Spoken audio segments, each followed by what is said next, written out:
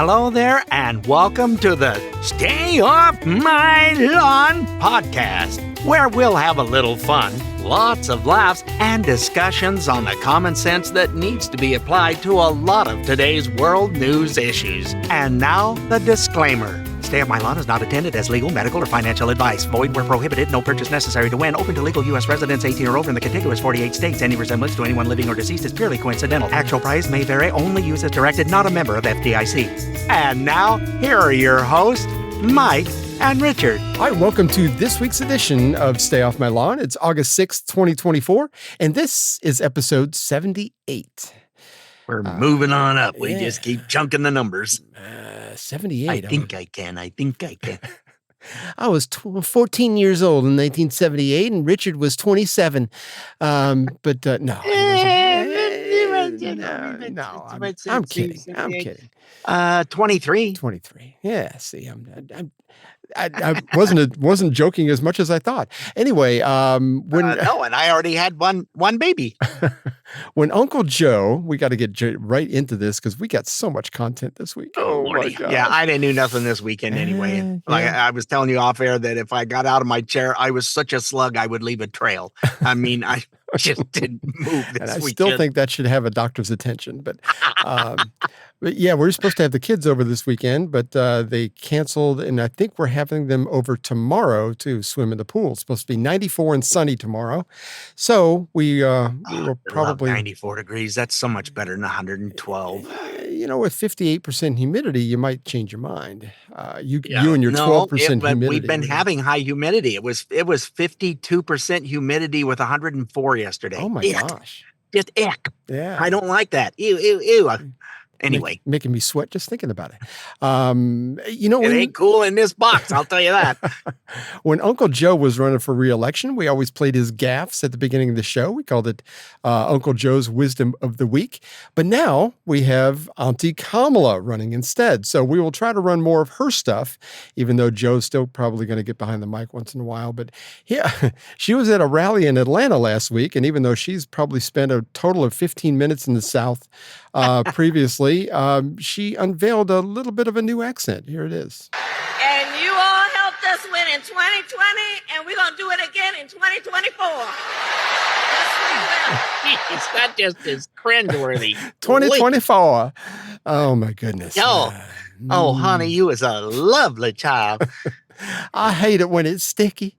I don't mind the heat, but when it's sticky. Anyway, she gave us a bonus a couple of days ago showing her off her vast knowledge of computer systems. And here's that. So you're now no longer are you necessarily keeping those private files in some file cabinet that's locked in the basement of the house. It's on your laptop, and it's then therefore up here in this cloud that exists above us, right? It's no longer in a physical place. I want to know who she looked at and said, right. And they must have shook their head. Yes, because she kept going. I don't know how they could shake their head anyway, but sideways in just haughty derision, as they say. Maybe they just rolled her. Are you kidding me? Why does she think she has to talk when she knows something and she feels intelligent? She talks down to you like you're a blithering idiot. Oh, no, I'm still looking for the Kinkos out here in the country where I live. I can't make copies for the life of me. We don't have a Kinko's here either, but I don't think there's a Kinko's anywhere. There may not be. There isn't. They're defunct. Oh, they were bought by FedEx. I did not know that. So, the funny thing is, even us people in the country, I got a printer and it's got a copier on it, and I can do all the kinds of neat stuff that only Kinko's could do for me before. So, anyway, I've got a couple of more clips. Talk down to people like you're just a moron because she knows and you don't. And it's like, look, lady, everybody else knows but you. The thing is, too, is like she just, like you said, she expounds on it. It's like I need to share this vast knowledge for you because, it's up in this cloud above us and it doesn't have a physical location anymore. Oh my goodness! I mean, I didn't even. I thought it was a fake when I first heard that. I thought it was a fake. Somebody. It was that fake Kamalas that we have all over Instagram that kind of go on there. No, that was really her. Oh, Lord, that was boy. embarrassing. Anyway, Anyway. our Democratic presidential nominee freestyled a little bit on an answer about the economy, and this is very, very good too. We need to really listen closely. The U.S. is experiencing record inflation, the worst in 30 years, way beyond expectations. OPEC didn't increase oil production. Can you tell us a little bit about how you would prevent the new spending, and also what else are you going to do to fix this problem with inflation? All right, thank you. Well, let's start with this. Prices have gone up, and families and individuals are dealing with the realities of that bread costs more, that gas costs more. And we have to understand what that means. That's about the cost of living going up. That's about having to stress and stretch limited resources.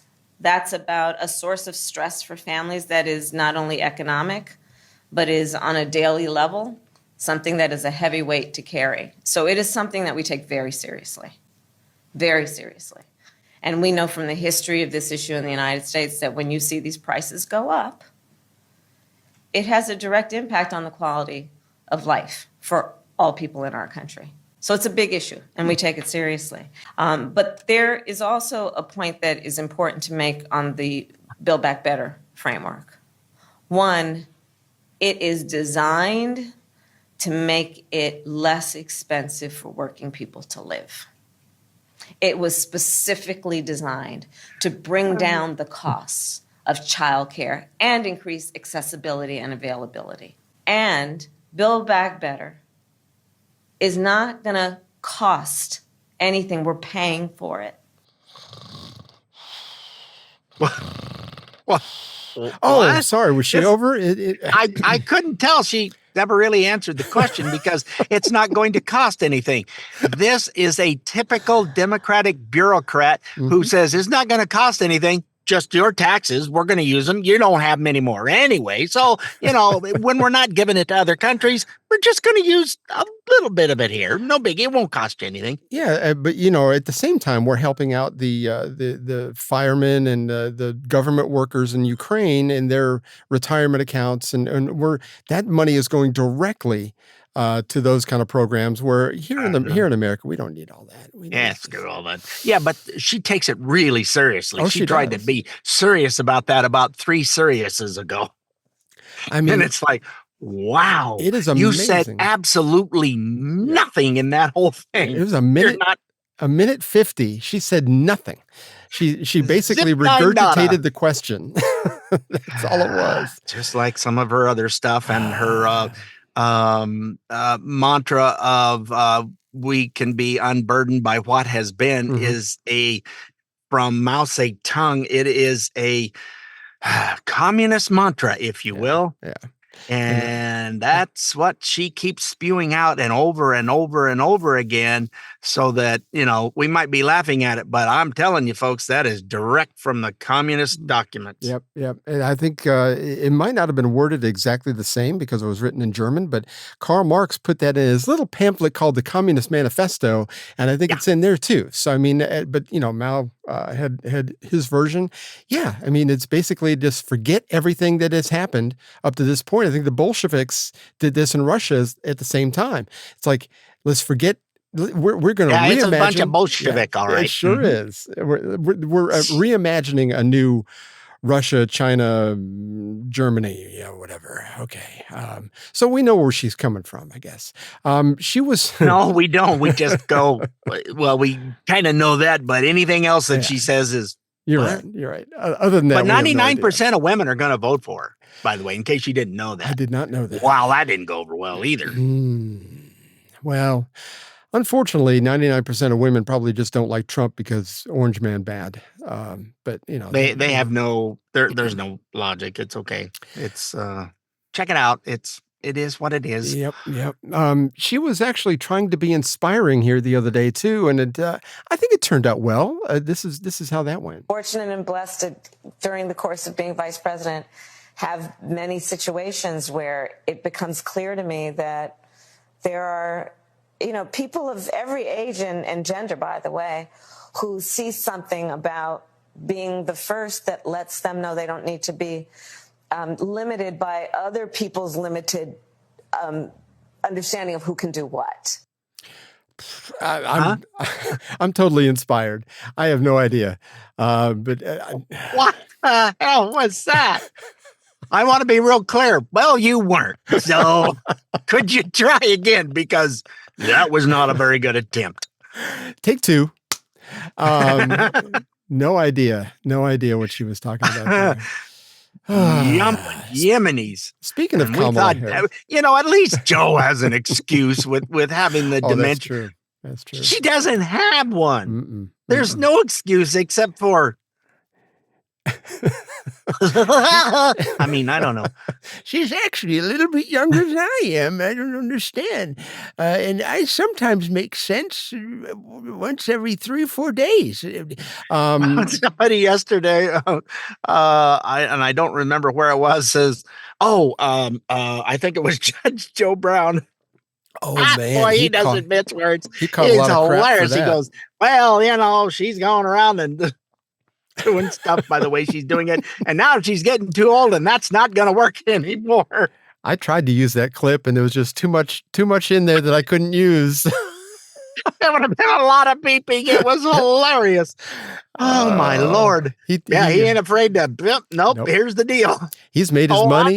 He's made his notoriety. He doesn't care. He's just being honest. And he's lived in California a long time. I don't know whether he's originally from there, but he's lived there a long time. He knows the deal. And he knows from whence she came from and is very familiar with her. And it's not stuff, it's from experience. That's right. Oh, So Lordy, yeah, if you're not familiar with what Judge Joe Brown had to say about Kamala Harris, you just need to do a little search and let Google know you're curious and go in there and find it. If you can find it there, you may have to go to DuckDuckGo or you might have to go to Rumble or something because they're getting horrible about. I'm speaking of the social media. I made a post saying thank you to all the wonderful people that sent me just so nice birthday greetings and that. They took the post down because it goes against community. Oh, that's right. You said but you fought it, right? Did you fight it? Oh no, that was my friend this one. Arnold. This just happened yesterday morning. I went, what? You took down something where I was thanking people for being kind to me? I can't do that. That's against the social construct on Facebook. I don't hardly post anything on Facebook. I know you don't.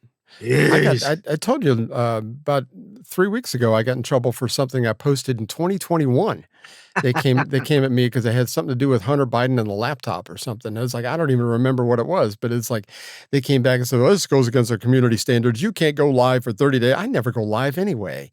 I mean, you can't go live for 30. Oh, okay. That's just for 12-year-old girls, isn't it? I mean, we don't do that kind of stuff. I just went, what? You can't thank people for being kind to you? Holy crap. I thought it's Democrats. So, you got to be upset and PO'd all the time, apparently. Yeah. Apparently, Mark Zuckerberg has not changed his ways, even though he said that Trump was inspiring when he stood up and said fight after he got shot. So, but speaking of Kamala Harris, as of this morning, she has picked her running mate. And it is Minnesota Governor Mark Walz. And of course, he was governor when philanthropist and all-around good guy George Floyd was tragically taken from us. And then portions of Minneapolis were burned. Wait a minute. You could say that without snickering? Really? I thought I did good. I couldn't hear it without snickering. Yeah, right. Because he had a rap sheet longer than both my arms. Oh, yeah. And then he was in charge during the Minneapolis stuff when it was burned via those wonderful people from Antifa and Black Lives Matter.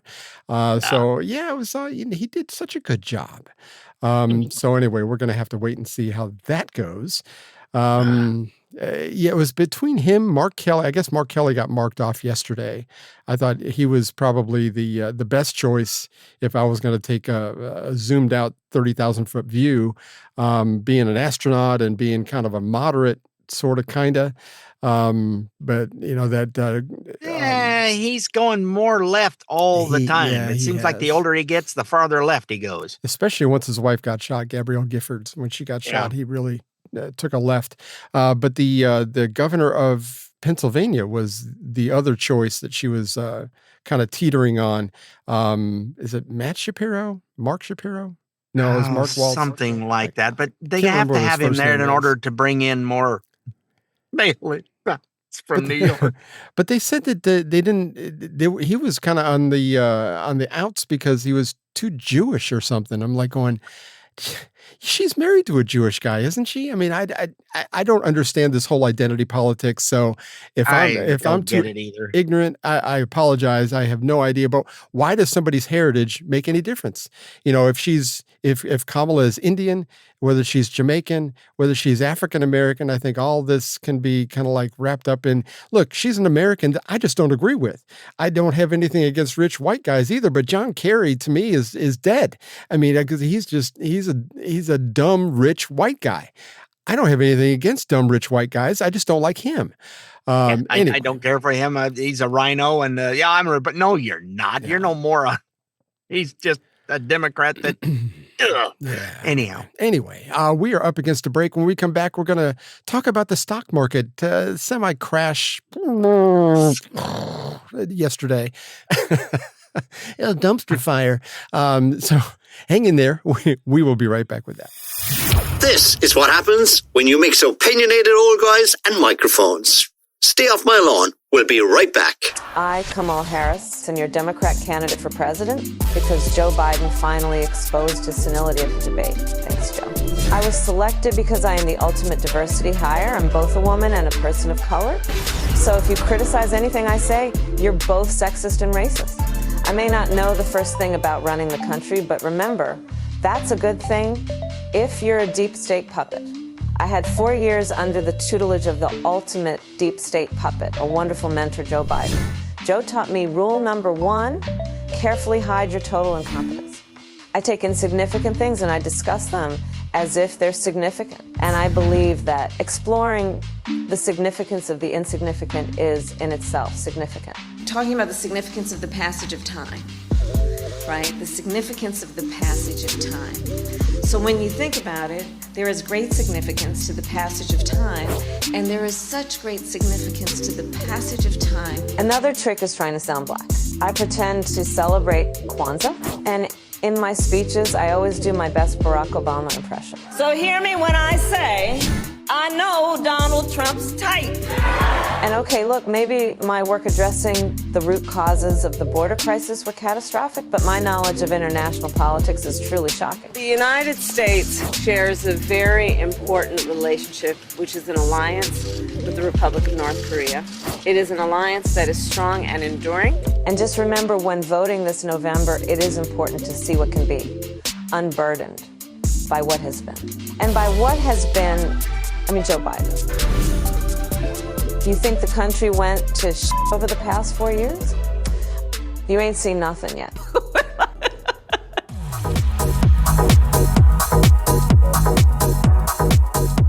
Hi, welcome back to Stay Off My Lawn, segment 2, and we're going to talk about that little bit of it's just a little dip in the stock market yesterday. It wasn't a huge deal. Just don't look at your daggum 401k. That's all I'm going to say, because you'll be over your constipation immediately, probably, if you're suffering, because it will scare the crap right out of you. So. Oh yeah, I saw a Democrat online that was talking about, I'm doing better than I was 4 years ago. Have you seen the stock market? Mm-hmm. Yeah. How's it going now, buddy? Yeah, I think we got people, because this come back a little bit today, but I think you just got people that have money that go, well, I took a dip. Now, you always buy low, sell high. You didn't sell high yesterday, so you buy low today. But anyway, the Dow was down over 2.5% yesterday. The S&P was down 3%, and the NASDAQ was down almost 3.5%. which is a big hit. I think that's the worst hit since the pandemic, or the COVID fiasco is what I like to call it. I don't. Pandemic, yeah. It wasn't really a pandemic. Anyway, It was a pandemic. Yes, that too. Carol Roth, she's an investment expert and author, was making her rounds on talk radio yesterday and explained her take on what's happening. So basically, this has been going on, honestly, for a few weeks. We had markets that were just soaring to crazy, crazy highs. And that was led by a group of 7 stocks, the magnificent 7 tech stocks. And I think that one day investors woke up and not only realized that they were overvalued, but that in order for all of the AI hype that has been pushing up these stocks to come to fruition, that businesses were going to have to spend a ton of capital to make that come true. And so there was a bit of a repricing, more than a bit of a repricing. We wiped out trillions of dollars of value. Magnificent 7 over the past week has lost about $1 trillion of value. So that kind of kicked things off. Then middle of last week, you had Jerome Powell come out. The investors were hoping to hear that maybe we were going to get a rate cut, even though it wasn't expected, which we did not get. And the table has been set a little bit for September. But then what happened on Friday is we got a really ugly jobs report, and it triggered a recession indicator, which, again, may or may not be a thing. We've had an inverted yield curve for multiple years. But all of a sudden, now the market feels like, oh, the Fed may be behind the curve. We're not going to get this expected soft landing. Things are going sideways, and we ended up with an ugly day in the market. Yeah, and it actually started in Japan. This was a worldwide dip everybody took. I mean, India had a problem. Yeah, Japan's was it made our little 1,000 dip look like nothing compared to what Japan. It fell apart. But Japan has been actually taking a little bit of a different tack on the whole inflation thing. They've actually had negative interest for quite a while now, and that seemed to be working up until yesterday. So, anyway, a CNN host tried to get Senator Tom Cotton on a gotcha question the other day, and when it came to things about Donald Trump and what he says sometimes, which he's a little bit of a loose cannon, but Senator Cotton was having none of it. How does her changing her views on her policy justify having the Republican nominee questioning her race? Does that increase or decrease your party's chances of winning in November? Well, Caitlin, you haven't had that conversation with Kamala Harris because she's been hiding out. I want to have this conversation with you, Senator. Just like Joe Biden hid out before her. And my point is, when are you and the rest of the media going to demand that Kamala Harris come out and answer questions in an unscripted format about where she stands for this country, as opposed to continuing to focus on what Donald Trump said today? 4 years ago, Joe Biden said, if you don't vote for him, you ain't black. Could you imagine a more insulting comment? Joe Biden is presuming to judge the political views of 1/8 of our fellow citizens based on their skin color. Did you ever ask Kamala Harris to condemn his remarks? There are Did you ever ask him or ask her if that was racist? This is a question. You're a Republican senator, so I want to ask you about the Republican nominee. Did you ask Kamala Harris? Caitlin, did you ask Kamala Harris why she's willing to serve as vice president for a man she essentially called racist and a segregationist? Have you or anyone else in the media asked Kamala Harris those questions, Caitlin? Did you hear that little sigh? She goes, but you're not supposed to pin me down on stuff. It's my job. You can't do it. I'm going to tell my daddy. Oh, it was beautiful. Quit asking stupid gotcha questions that are not going over. Just like when they brought Trump into the whatever it was thing that they had a bunch of reporters, and that lady didn't say hi, not how are you doing today. Yeah. She just went right for gotcha stuff. Yep. You didn't let her get off of it either. Well, but that's the thing. It's like, but that's their duplicity that they will ask the Republicans about anything that they say that might be a little bit off color, to kind of use a term probably shouldn't. But I mean, they let Joe Biden get away with saying whatever, or Nancy Pelosi. If you go back and look at any videos of him, because he was in Congress for 50 years in front of the camera, ran for president back in the 80s, and was a laughing stock back then because the stupid, ridiculous stuff, he was as racist as they come. So like, I'm not sending my family there with those people. And it's what? Yeah. But somehow or another, he gets a pass now. I don't get it. He does get a Oh, pass. this is who we've chose, so you got to go with him. Okay. And the media gets their email and says, you're not supposed to ask about this. Let's forget it, brush it under the rug, and we don't have to deal with it. But I like it. I like when senators kind of turn the table. That's good to me. Yeah, the mainstream media is just their viewership is dropping every day. Still, local stations don't have a following at all anymore because. Like we've shown with the 36 stations that all said exactly the same script because they're owned by a giant deal, and Soros wants to buy the network that Fox and somebody else is on. I know he was trying to buy that radio network that's up for Yes. that was in bankruptcy. Which is like the third largest radio syndication in the U.S. So he wanted more control because he's finding out, oh crap, I've got all these stations, but nobody's listening anymore. Yeah. Well, they are. It's the few faithful that don't know they're from a hole in the ground. Their elbow is what I was trying to say. Just want anybody to know that there is. Yeah. It's funny whenever I talk about that to people in person, I'll talk about that, the 36 stations that we had seen where everybody said exactly the same thing, like everything, the copy and pasted email got sent to everybody. And it's amazing how many people have never heard that. It gets suppressed so much that, it should be on everybody's computer screen at one time or another where they would question things. But I do think it's suppressed. I think you and I only find it because we dig. I actually saw it again just the other day. Yeah, did you? So somebody managed to get it put up, but the closer we get to elections, the more editing, creative editing they're doing on anyone that is conservative. They're just no, that goes against your what? What kind of rules do you have? And blow it in your ear. That's. Yeah, I think the only rule is there are no rules for them anyway. Us on the right have been debating how many illegal immigrants have crossed the border since Biden took office. I think I've heard up to recently. I heard one said 22 million is the adjusted number that somebody I can't remember who it was that said it, but it was somebody with some credibility. Anyway, and why they crossed the border. Tucker Carlson has just found a study where it was actually done by a historically left-leaning. I don't even remember what you would call them. Anyway, here's him explaining. Yale University released a study last week by 3 researchers, all of them liberal, I believe, who concluded that the actual number of illegal aliens in this country is not 11 million. It's north of 22 million. 22 million. Fact 1. Fact 2. The Democratic Party is now, as a matter of policy, calling for the legalization of all illegals in this country. Citizenship, voting rights. 22 million new voters. Fact 3. The overwhelming majority of first-time immigrant voters vote Democrat. Fact 4. The largest margin in American presidential history was 17 million votes. 1984 election between Mondale and Reagan. And Reagan, yeah. 17 million. You would add to our voter rolls 22 million, at least, permanent electoral majority in perpetuity. That's what this is about. It's not about making the country better, serving our labor needs, helping the population. It's about putting Democrats in power forever. That is the truth of our immigration debate, period. Yeah, we've got so many clips I've went over. This is where I heard the 22 million.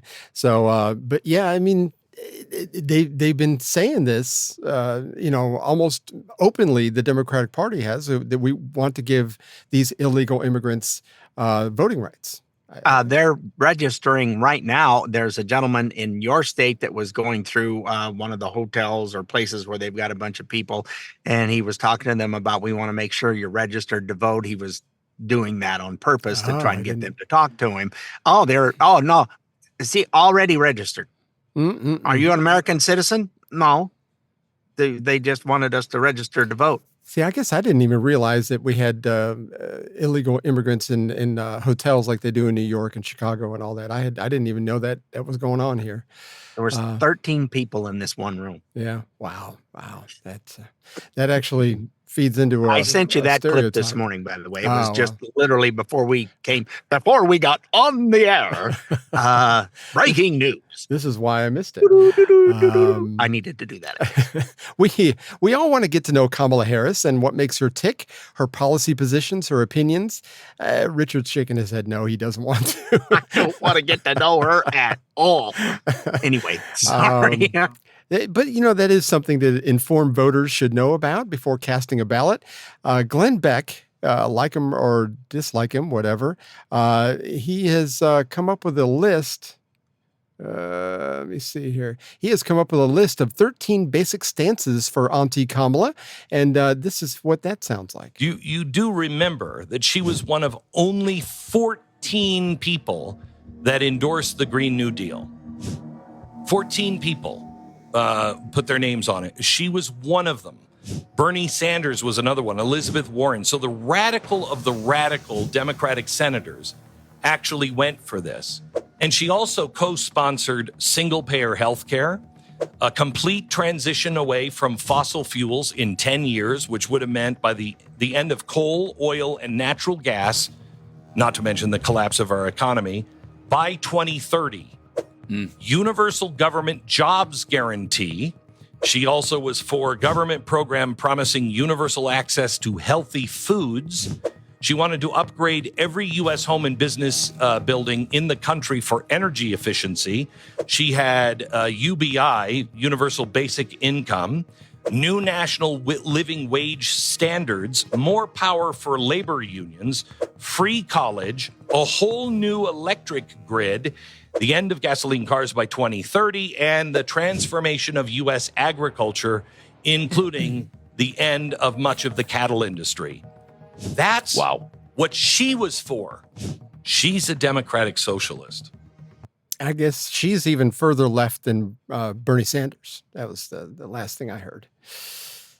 I didn't know it was possible to get past old socialist Bernie, but yeah, she's the it's sounding like a Democratic nominee that nobody voted for.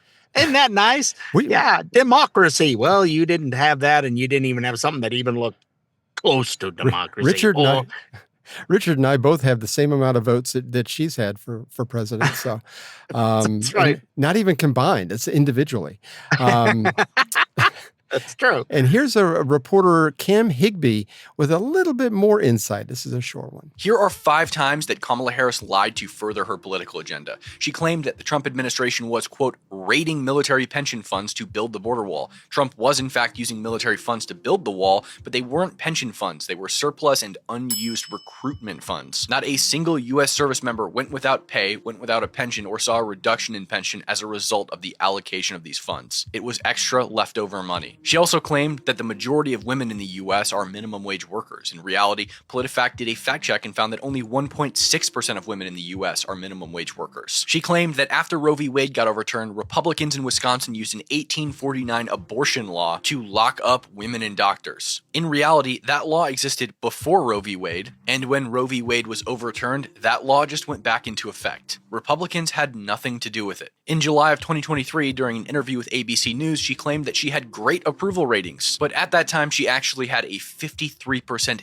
disapproval rating. During a 2019 interview with CNN on the climate, Kamala claimed that as California's Attorney General, she sued ExxonMobil. PolitiFact fact check revealed that no such lawsuit was ever filed.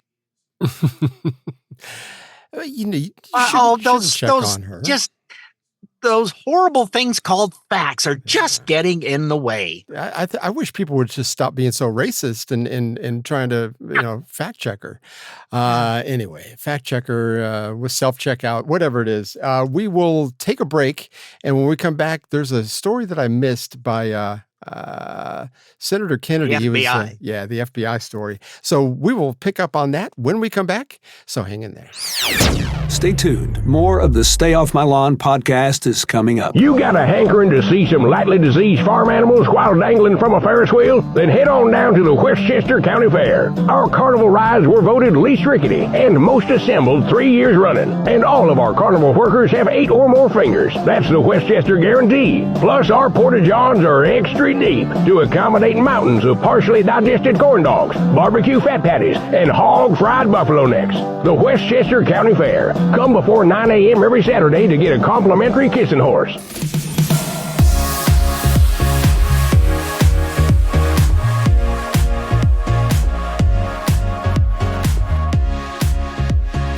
I just missed one. All right, welcome back to Stay Off My Lawn, segment 3, and I'm picking up where I missed off here. I don't even know if that's a phrase. But wait. Yeah. We skipped it. We're back to it. Get over it, Steve. Jiminy Christmas. He gets always has to give his opinion, doesn't he? Yes, I know. I heard it. He's drinking Jack Daniels today. He gets grumpy when he's drinking Jack. Get the tequila next week. I'll get it for you. He normally gets dancy when he's drinking tequila. Anyway, the deputy director of the FBI openly refuted claims made by the actual FBI director, Christopher Wray, who came before. They work for the same segment? You would think they'd have the same computer system anyway, but they came before the House Judiciary Committee last week, and Wray had fueled some speculation as to whether or not President Trump was struck by a bullet. Here is the exchange between the deputy director and our good friend, Senator Kennedy. You are the deputy director of the FBI, is that correct? Yes, Senator. Is there any doubt in your mind or in the collective mind of the FBI that President Trump was shot in the ear by a bullet fired by the assassin crooks? Senator, there is absolutely no doubt in the FBI's mind whether former President Trump was hit with a bullet and wounded in the ear. No doubt, there never has been. Okay. I've been part of this investigation since the very beginning, and that has never been raised. You're sure? Yes. It wasn't a space laser. No. It wasn't a murder hornet. Absolutely not. It wasn't Sasquatch. No, Senator. It was a bullet. It was a bullet, Senator. 100%. Fired by crooks. Yes, sir. That hit President Trump in the ear and almost killed him. 100%, Senator. Okay. Glad we cleared that up. I don't have the clip from Christopher Wray, but I wish I did. Oh, you don't? Oh, man. Because he was saying, wasn't it like shrapnel or there was some glass stuff? And it's like, from where? I think at one point they thought that he postulated that he thought the thing that holds up the speech that he was talking, the teleprompter. Oh yeah, the teleprompters, the little glass things that they use for teleprompters. They said that got shot, but no, I've seen pictures of it, and both of them are standing right there. They're fine.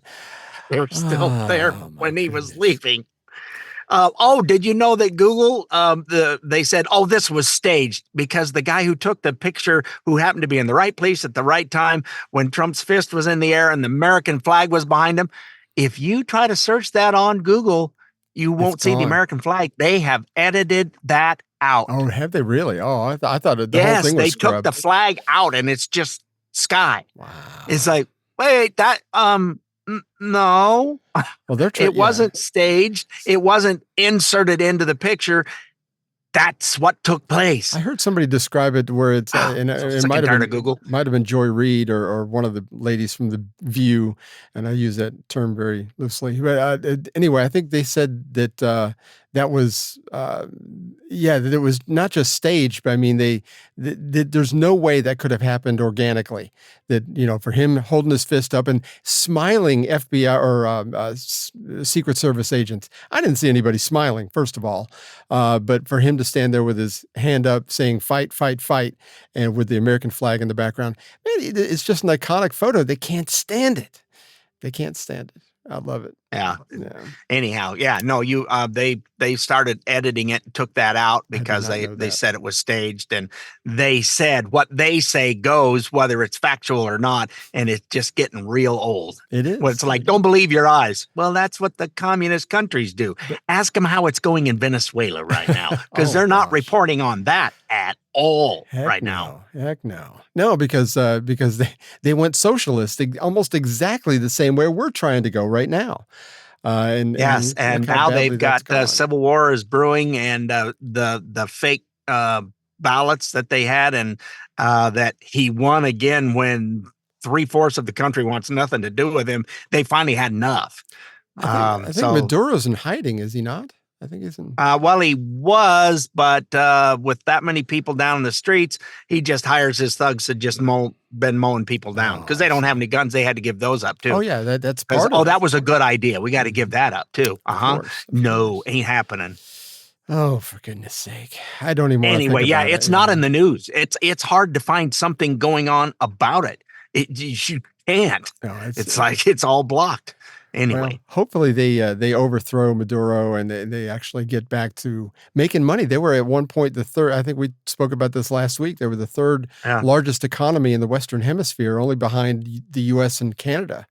They were doing very well until they went, instead of equal opportunity for all, they want equal outcome for all. There is a difference. Mm-hmm. One is everybody's going to be miserable when you pay this guy the same amount of money as this guy who sits on his butt half the day doing nothing. Pretty soon you've demotivated him, and now nobody's doing any work. No doubt. That's exactly what it was. It's like, what's your motivation? Why work harder if you're not going to get any benefit from it, as opposed to the guy sitting around playing or Madden the guy sitting on the park bench that's making the same amount of money because he's a human being in the country? Well, they're running out of other people's money, and they're going to start doing that in California. Mm-hmm. Did you see it? I think it was in California. It was a clip I saw actually this morning where a lady, one of these immigrants, had left her food stamp receipt, I think it was, at a grocery store, and her $13,000 on her food stamp account. I don't know how $5,000 cash on her. That was in her EBT or him or whoever it was. I don't know who it was. And then there was a Visa card or something that had $5,000 still on it. Yeah, it's incredible. I mean, that's a lot more than I have in my bank account. A lot more than I got. I can tell you that right now. Anyway, speaking of California, Chevron has just announced that they're leaving California for Texas. This just happened a couple of days ago. Trace Gallagher interviewed Kevin O'Leary from Shark Tank about the mass exodus from that Golden State. And here's what Kevin O'Leary had to say. Gavin Newsom, and I've said this multiple times, great guy, I've met him, I like him, has no executional skills, has no idea what's going on here. He's turned his state into a version of Venezuela. And everybody's leaving it because the policy's broken. You know, you don't have to get into partisan politics on this. California, as far as business is concerned and job creation and economic prosperity, is a dumpster fire. It's on fire. These companies are leaving after hundreds of years there because they can't do business. They can't make money. They can't employ anybody. I have a failing business. I fire the manager and I hire somebody better. Bring up the very good point is that California raising the minimum wage to $20, and you have a lot of fast food restaurants that are leaving the state, that are getting rid of jobs, that are cutting hours. And then you look at Tesla, and you look at SpaceX, and you look at X, and you look at Elon Musk, and you think, man, this is something that is not just a one-off. This is a pattern in California, and it is a steady pattern managing the state. Somebody's got to raise their hand and say, we're doing something wrong. Newsom's policy is broken.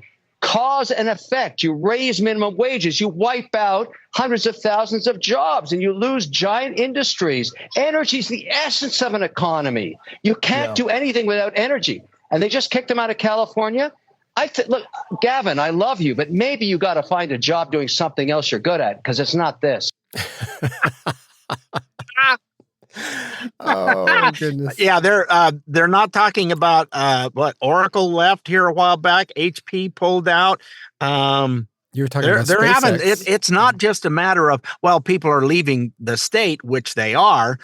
You got corporations leaving is worse than individuals leaving the state, because the corporations are taking far more individuals. They're taking all of their profits that they love to tax big business. Well, big business don't pay squat. Right. You know who does? We do. Yep. You go to buy something, you need a piece of software or whatever, and you're taxing that company because they're a big business. Well, guess what? The price of their product just went up, and all of this inflation, and they're going, well, it's just oil. Yeah. Well, everything, the reason it's going up, why your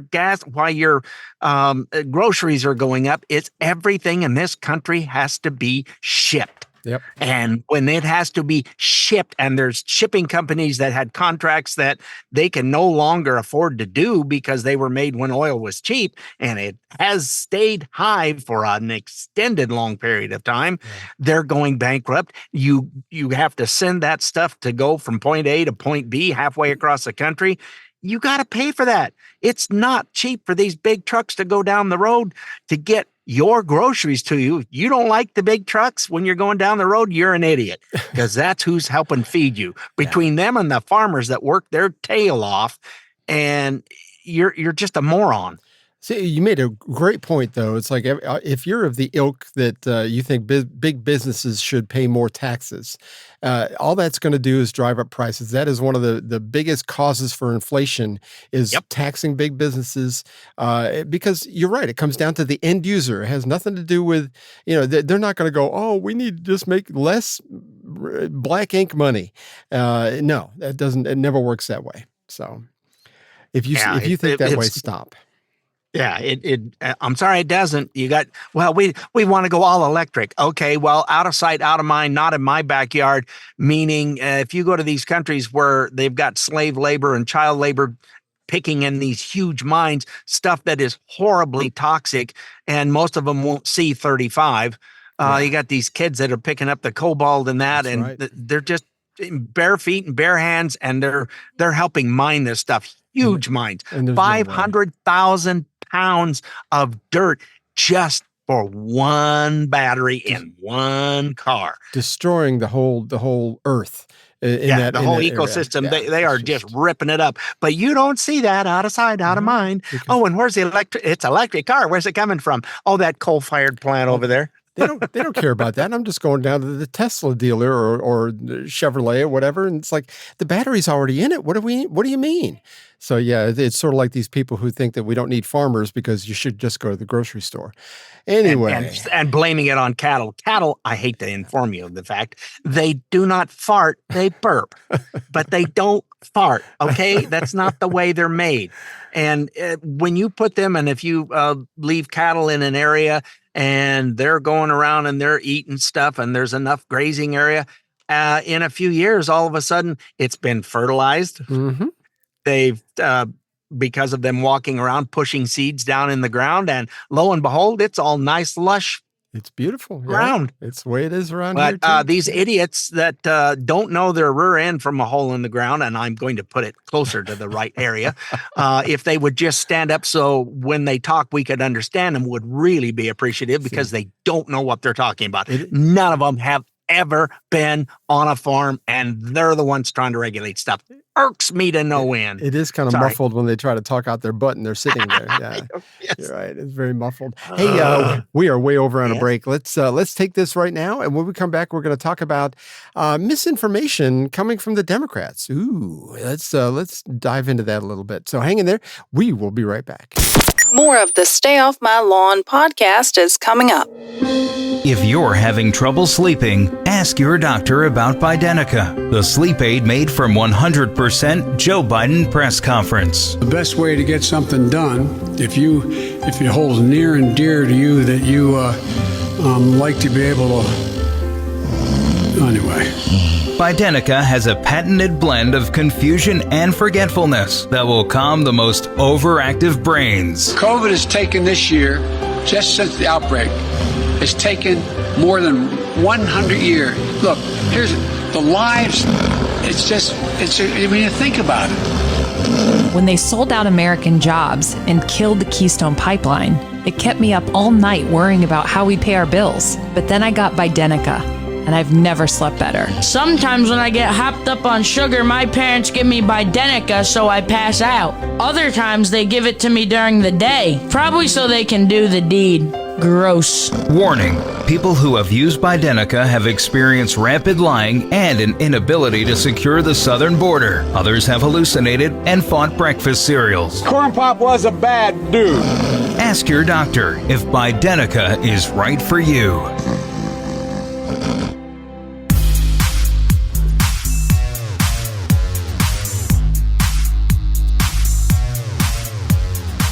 Why change things now? Anyway, welcome back to Stay Off My Lawn. Segment 4, we're almost done.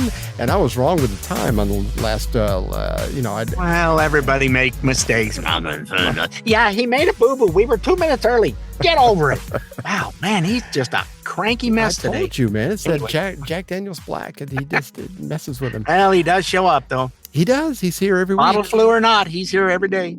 Every week we do this. I mean, sometimes we get that snoring on the talkback microphone, but today he's not asleep. He's too mad. He's just cranky today. Despite misinformation, the only people that mention messing with Social Security is the Democrats. From what I've understood, they're the ones who are kind of like making these threats against Social Security. Trump had cleared this up at a speech just last week with he put a little extra bow on top, and I'd not heard this before. Richard said he had, but I had not. I will not cut 1 cent from Social Security or Medicare. I kept that promise 4 years ago, and I will keep it again. And seniors will not pay taxes on Social Security. And of course, I'm Donald Trump, and I approve this message. So anyway, I don't know what you were doing. Okay, yeah, that works for me. Yeah, it's that whether you're aware of it or not, and that's another thing that fries my gizzard is they're using Social Security money. They've dipped into that to give to these illegal aliens. Absolutely. And it's like, whoa. They didn't pay a dime into that. They're here. They are criminals. They're here illegally. Mm-hmm. And you're giving them what I worked 40 years to have a little handful of something to get by with. Thank God I got a pension, or we'd be just, ugh. But this was another thing that the Democrats have moved so far left now, because we've played clips on this show from Bill Clinton, from Barack Obama, from multiple Democrats that years ago, not even that long ago, were saying the same thing. People who get here illegally, you can't do that. You got to either go back, or once you get here, you need to assimilate, become a citizen, learn English, yada yada yada, all that stuff. Not anymore, apparently. And now it's just like, as long as you can get here and somehow register to vote, we will even give you a ride to register to vote, and we're going to help you out. I've got no patience with this new left wing of the party. It's taken over, and I think that's where. And everybody goes, yay, socialism, we'll all be better off. No, you're not. All it is, socialism is just the equal sharing of misery, people. Yeah. And that's how it has been everywhere. It does not work, has not worked, not once. They always say that democracy is 2 wolves and a lamb voting on what's for dinner, and liberty is a well-armed lamb contesting the vote. I've always liked that. But anyway, last week we heard Uncle Joe being compared to George Washington. Now, according to... Like my buddy Jesse Kelly says, he calls her Grandma Vodka, has something else. She has something else in mind with his legacy. Anyway, he let's not forget that he's the most unpopular president since Jimmy Carter. But she does want his legacy to continue. And this is what she said. Such a consequential president of the United States, a Mount Rushmore kind of president of the United States. Want to know what comes next. That he belongs up there on Mount Rushmore. Lincoln and Joe Biden. But you got Teddy Roosevelt up there, and he's wonderful. I don't say take him down, but you can add Biden. Didn't you read that if they put Biden up there, he'd fall over? Yeah. Yes. engineers were saying they would worry about putting Biden up there because it would just fall down. Oh, I could see that. Yeah, there's memes about this. I mean, it was just hours after he gave it to Leslie Stahl. She's nice to me. Oh, yeah, of course. Maybe they could put up there like the stairs that goes up in the Air Force One where it looks like he's falling over. I mean, he's falling and anyway. He went up that Russian plane. It wasn't even American. It's like, I'm supposed to go over here. He just went right up the stairs up into the plane. He was in there like 2 minutes all by himself. What the heck was he doing in there? I don't know if people down below were going, at least going up there. So don't know. Kamala was standing there with, I don't know, it was Lloyd Austin but anyway, they were just kind of looking at the plane like, what is he doing? Yeah, let's put him on Mount Rushmore. At least he'll know where he's at. Yeah. Anyway. Yeah. Well, maybe. We'll all keep track of him better anyway. During it's that, are you serious? Wowzer.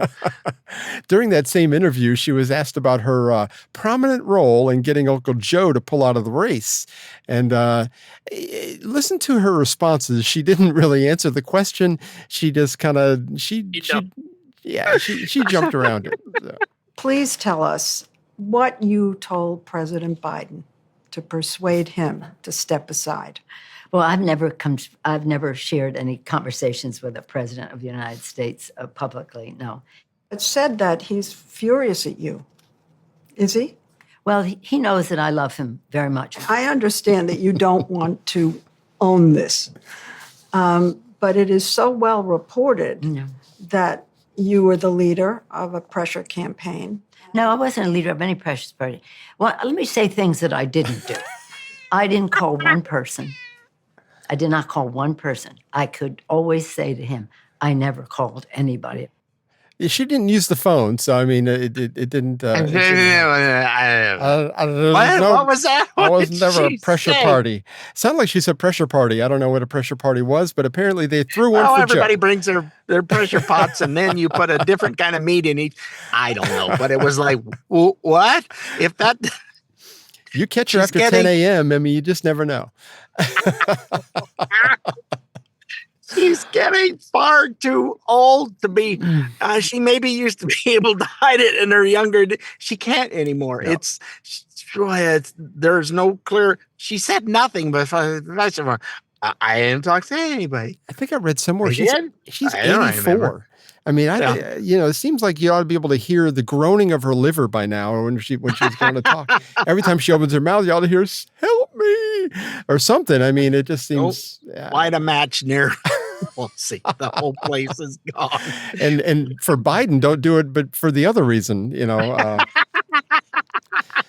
You light a fart, and anyway. If they were in the same room, holy crap, the whole Capitol would go up. Exactly. I think that's very dangerous.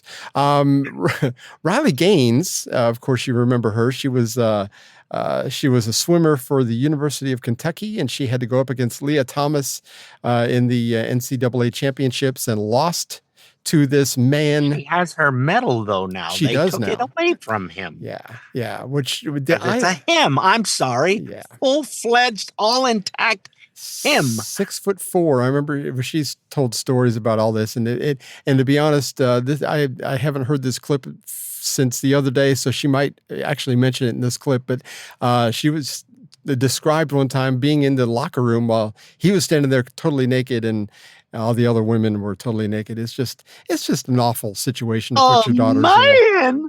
Anyway, 6'4" man, he's all naked. So anyway, this is her describing what happened at the boxing part of the Olympics the other day. My reaction was probably different than a lot of people's reaction. I bet a lot of people woke up, they saw the news, and they thought to themselves, "This is unbelievable. How did we get here?" I did not have those thoughts because this was entirely believable. This is what I predicted would happen, actually, because we have cowards at the IOC. It's the same people, essentially, the same cowardice that we see at the NCAA level. These are weak-kneed, morally bankrupt, spineless cowards who don't care. They don't care if women are injured. They don't care if it will take a fatal injury to prove the point that they are being virtuous, they are being inclusive. So I wasn't shocked. It's, of course, heartbreaking. It's tragic. that this is the reality that we are left to deal with, that at one point would be considered like a satirical South Park episode. But no, now it's real life. So heartbreaking, but not surprising. It is. It's happening every state, every level, every division, every sport. The Biden-Harris administration they've rewritten Title IX. They took the original 37 words, created a new proposal that's now almost 500,000 words. That should tell you everything that you need to know. But in short, they have equated sex with gender identity, ultimately abolishing sex-based protection, sex-based rights, as we once knew it, as we've known it for the past half a century now. And in the process, I mean, the implications of this are severe. It means men can take academic and athletic scholarships from women. It means men have full access to bathrooms, locker rooms, changing spaces. It means men can be housed in dorm rooms with women. It means your speech would be compelled. So now, if you, a professor or a student or a coach or even a local YMCA employee, it applies to the YMCA as well, if you don't use the biologically incorrect pronouns, but the preferred pronouns, then you would be guilty and charged with sexual harassment. Isn't that crazy? And for it to go, Title IX to go from 37 words to 500,000, I mean, it was very straightforward to begin with. And of course, I have not read the 500,000 words, what's in there now, but apparently no, me neither. War and Peace was not on my list. Exactly. Even The Art of War, I would not get into. But yeah, it's just, this not is on my summer reading list. This is definitely war, though. I mean, it's just terrible. Yeah. And when they go, oh no, you're all being misinformed. No, the International Boxing Committee, I think it's the IBC is what they're called, something along that line. They both tested. They had this little thing with an X, I think it's called. Yeah. Something like that. Did not pass. And they were not allowed to box in the, whatever the international boxing thing that they had going on. It's like, nope. But you knew the Olympics was going left as, you know, the way they well, their viewership is horrible. And I feel bad for all the athletes. I do too. I mean, and it kicked off with the opening ceremonies and how disrespectful all that was. And we didn't watch it. And we didn't watch it either. Unfortunately, I saw stills and stuff from it. And way too many clips, more than I cared to see what was happening. And then when the International Olympic Committee, you can't even find it on their website. They took it off of their website. Good. It is gone, all that garbage. Well, there was too much controversy. Well, you got more of it, and it's all your fault. And now everybody online that was trying to berate us for not knowing Greek mythology. It was not. That's not what it was. They're all silent now because actually the IOC is and the people who had put that whole thing together apologized for making fun of the Last Supper. So there you go. You can their excuses and what they come up with just.